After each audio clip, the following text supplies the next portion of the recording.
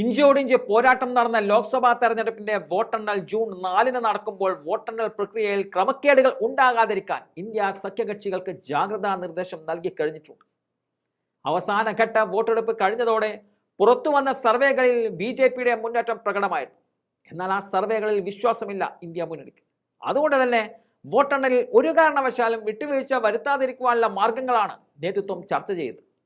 വോട്ടെണ്ണൽ കേന്ദ്രങ്ങൾക്ക് പുറത്തുള്ള സംവിധാനങ്ങളിലും കൃത്യമായ സമ്മർദ്ദമുണ്ടെന്ന് ഉറപ്പാക്കാൻ ശ്രദ്ധിക്കും. ഓരോ കേന്ദ്രത്തിലും ഇന്ത്യയിലെ ഘടകകക്ഷികളിൽ നിന്നും കഴിവുള്ള ഒരു തെരഞ്ഞെടുപ്പ് പ്രതിനിധിയെ നിയോഗിക്കും. തെരഞ്ഞെടുപ്പ് യന്ത്രങ്ങളിലെ സാങ്കേതിക വശങ്ങളെക്കുറിച്ച് ഈ പ്രതിനിധിക്ക് അറിവുണ്ടാകും. വോട്ടുകൾ കൃത്യമായി എണ്ണുന്നുണ്ടെന്ന് ഉദ്യോഗസ്ഥർ പരിശോധിക്കും.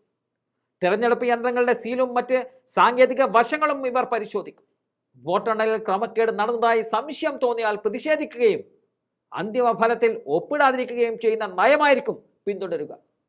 3-4 റൗണ്ടുകൾക്ക് ശേഷം BJP സ്ഥാനാർത്ഥി വിജയിച്ചാലും അവസാനം വരെ നിരീക്ഷിക്കാൻ പ്രതിനിധിക്ക് നിർദ്ദേശം നൽകും.